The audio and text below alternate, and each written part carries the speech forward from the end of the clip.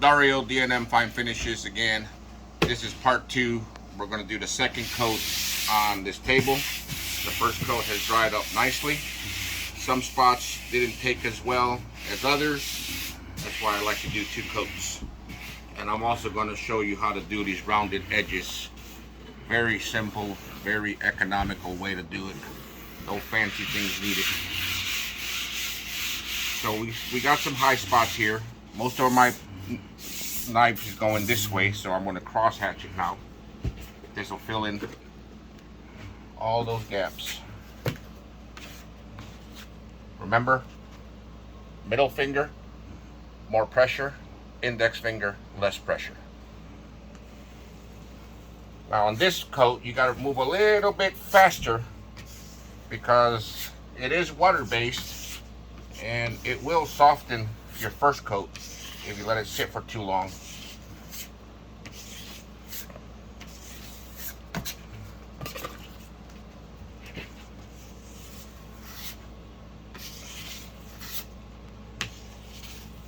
And on your second coat, you want a little bit less pressure. You want to get it a little bit of a thicker coat. I don't know, first coat was probably not even half a mil, a wet mil. Your second coat will probably be, let's say maybe 1 at most. You're not trying to fill, you're not trying to raise the height of the table. You're just trying to get that grain filled in. This area right here is still not wanting to grab onto it. It might have needed a little bit more sanding. Not sure about that yet. We'll address that when we get done with this.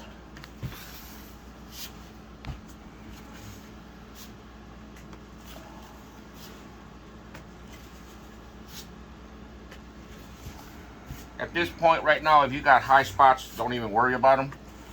220 is going to eat through this like butter. So just want to get good fill. Got a little light here.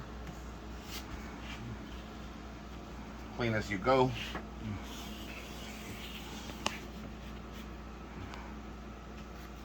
It's a little messy, but this is just comes out with water.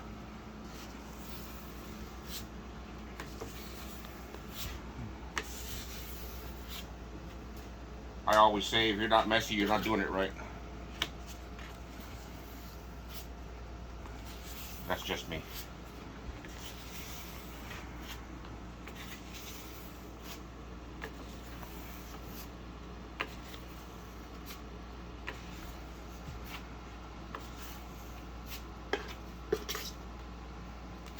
Now, when you start working this, you can't keep using the same till you run out, because as you go, the water is going to get absorbed by the wood, even though it's not sticking completely, and you'll notice that it starts to thicken up on you. So see, this one's how this one is compared to this one. It's runnier. So what I do is I just get it in there, mix it up. Doesn't need to be mixed thoroughly. Now I want to address this spot right here.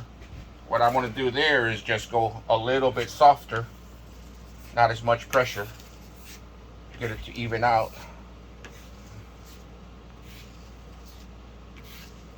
That's right there, we're at about 10 wet mils, but I got coverage. If you sand it right, it'll be all right. So one little tiny light pass, get a little bit more out of it. There we go, right there. That's where you want to be at. Little light here too.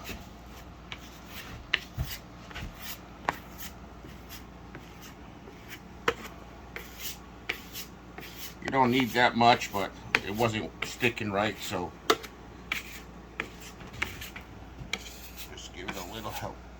It might also be it's a low spot. Now I got my seam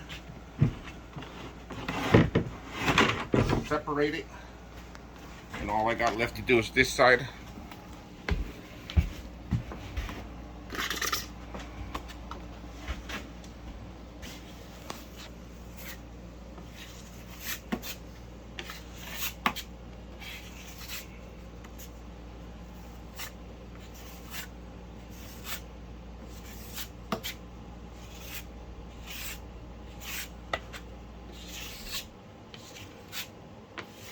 I've done a lot of drywall work, so this is easy for me, someone who hasn't done it. It just takes a little bit of practice.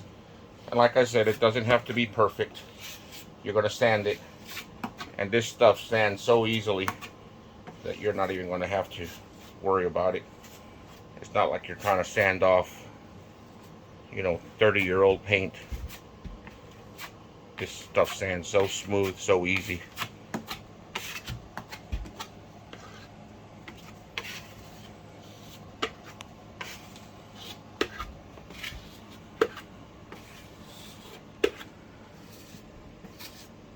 And the next video will be the sanding part, so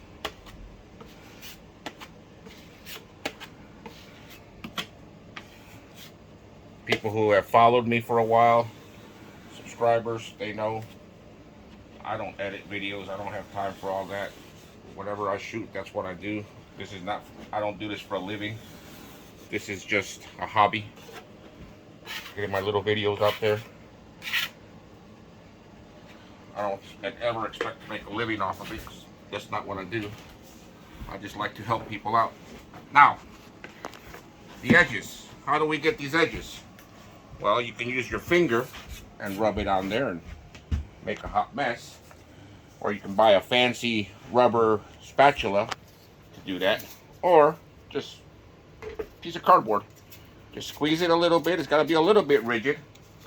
And I just put a little bit on there. And just wipe it on. We all get boxes from Amazon, from wherever we order our paints. A little piece of cardboard will last you, baby, a table or half the table. It don't matter. The water starts to break it down.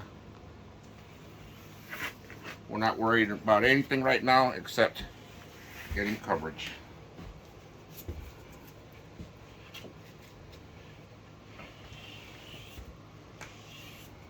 You get some on your tabletop, don't worry about it.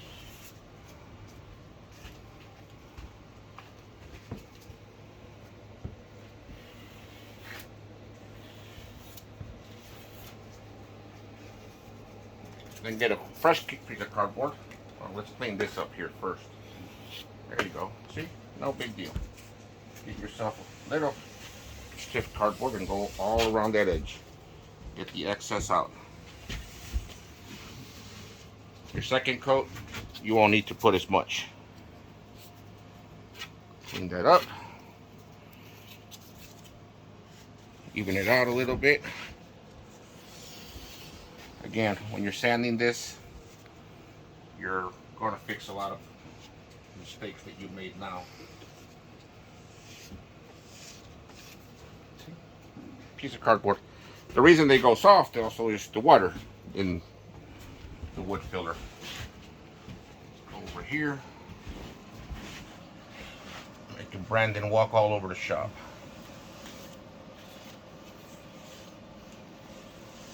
The new camera guy. For those that have been with me for a while, Darth Vader no longer works here.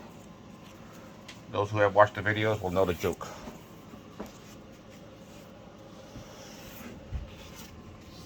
Nothing but the best. Wish the best for anybody who just moves on. That's fine. Clean it. Clean as you go. You just want to push it into that grain. Push, push, push.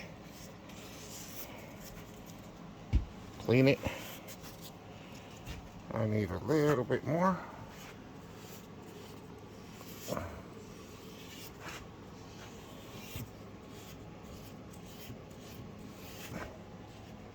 push it in there.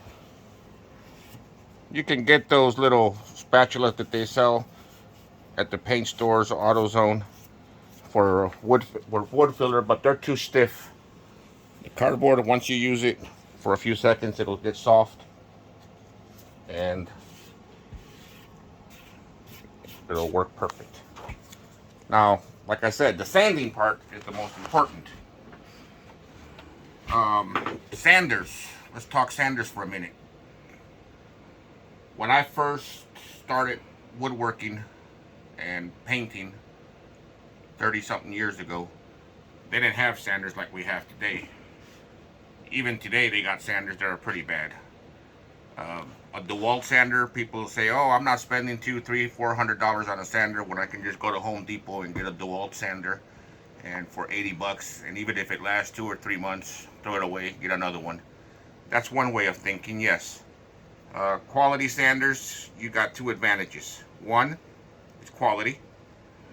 You get the sanding pads for it. It's got the holes in it. You got good suction from your vacuum. You got good dust collection from a good vacuum.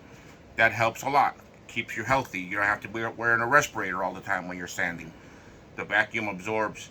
I have Festool vacuums, and they work amazing. They're worth the investment. They've gone up a bit, but my first one I bought 5 years ago, it still works as good as new. You just got to change the bags. Funny thing is, during shutdown, you couldn't find the bags for Festool, so necessity is the mother of invention. What did we do in the meantime? Opened it up, got a cheap vacuum or the dust collector, and sucked everything out of the bags and reused them. It's not ideal, but it's better than nothing. So we did that. Sanders. I like Festool. I like Surf Prep. I like Mirka. I don't have a Mirka. I got Festools, and I got Surf Preps. I got 2 Surf Preps. Don't even get started with how many Festools I have, because the wife watches this. Don't tell her. You spend more money on a quality sander, but in the long run, you're going to save money. Instead of buying an $80 sander every 3, 4, 6 months, buy a quality sander. The first time that I bought a Festool sander is because we were almost 2 hours away to a job site, and my helper at the time left the DeWalt sander and the Ridgid vacuum in the shop. We didn't load it up. He forgot to load it up. So we were about 5 minutes away from Woodcraft, or 2 hours away from the shop. Went to Woodcraft, bought the 400, Festool 400, and the shop vac 5 years ago. The shop vac is still working like it was brand new. The 400 gave out on me about a month or 2 ago, but it worked for years. So it was worth the investment. Another thing worth the investment is those DeWalt sanders, the cheap sanders, they vibrate so much. And if you do this a lot, you're going to notice when you get done sanding how your hands vibrate. Over time, that'll give you carpal tunnel. I had surgery on my right hand, and I was off work for 2 to 3 days after my surgery because the pain was so bad. And you know, nowadays you have major surgery to send you home with 2 Vicodins and take a bunch of aspirin. And I could not hold a sander, I could not hold the tool in my right hand for about 3 to 4 months. So is it worth saving on a sander to be changing sanders every so often and maybe have to have carpal tunnel surgery, which is not fun, very painful, lasts a long time to recover? So invest in a good sander. Like I said, I got 2 Surf Preps. We do kitchens mostly. I got 2 Surf Preps, and I got a bunch of Festools. And they're all great tools. I love the Surf Prep because you can sand round the edges. You can sand flats. You can sand whatever. But Festool is also is my favorite. It's for flats. The 3x4 Surf Prep for big flats like a tabletop is great. Not ideal. I prefer my Rotex 6-inch random orbital, but again, those are very expensive. So if you're starting and you're thinking, well, I'm going to buy my first good quality sander, depends on what you do. If you do tables the most, you want a random orbital sander. Uh, if you do kitchens the most, a Surf Prep would be best because you can use it on the frames, you can use it on the doors. It depends on what you do, but just if you look at the price and you get sticker shock, just save money a little bit. You know, out of every job, take out $20, $30, $50, $100, put it aside to buy you a good quality sander. You will not regret it. Once you use it for the first time, you're hooked and you'll never regret it. Let's do the leaf. I did the leaf off camera. So the leaf is smaller, so I went straight across.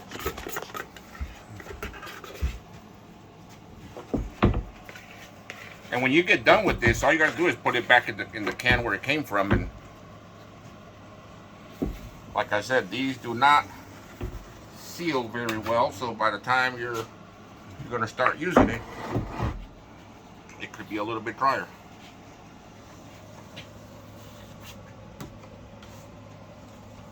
Now, when you're doing these edges, I did this one on purpose. Look over here. See how nasty it got there? That's because I did it on purpose to show you. You can get it without being that nasty. That's a lot to clean up. You can let it dry and just knock it off with a chisel, not a chisel, with a putty knife. So what you want to do is when you're running your putty knife, you don't want to go straight, because that's when, remember I showed you on video number 1 where you get the snow plows? You want to start pulling it out just a little bit. That way you don't get nothing there. Oops. Well, most of the time. Once you get that, I can feel the ridges because I'm going across them now. You can probably even hear them.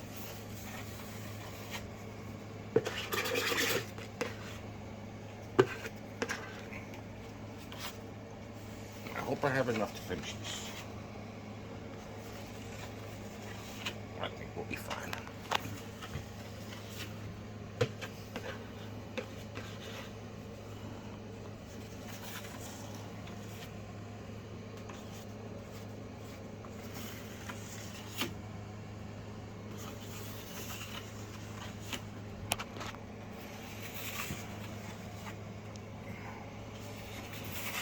And you don't even have to walk back and forth, just pivot. Pivot, rocking motion, heel to toe.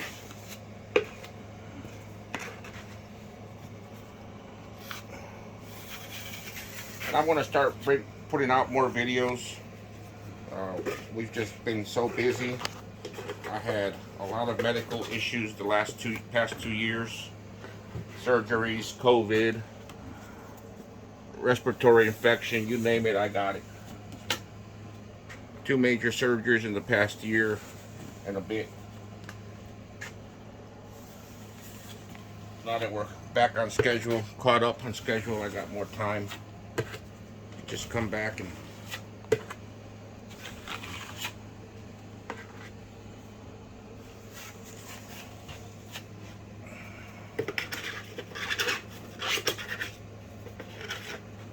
it's gonna be tricky. I think I can get it. Oops, I'm not that tall. I'm not too tall.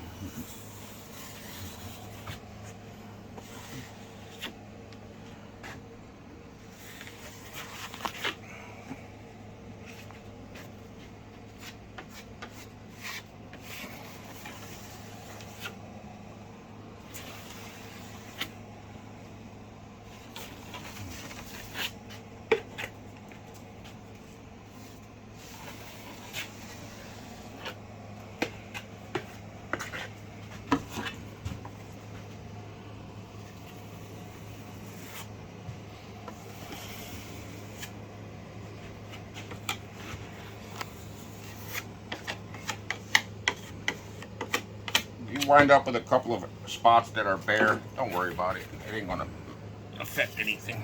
The primer will get in there eventually.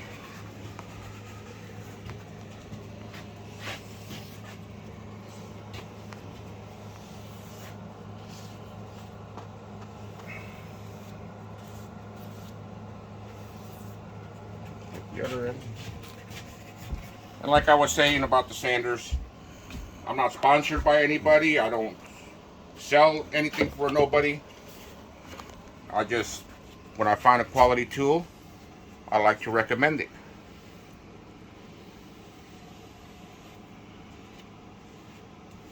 Now you might ask, how long can I use that little cardboard? Well, I've used one piece on a whole door, and it was free. Well, nothing's free. You pay for it when you get stuff shipped to your house anyway, so you already paid for it. See how soft it's gotten? And I can still probably do a couple more tables.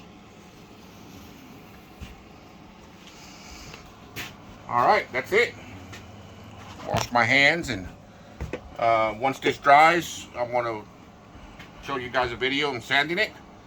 It's going to take a little bit longer to dry because it's pouring down rain here, and in the Midwest humidity is an issue, but we'll be all right. Stay tuned for number 3.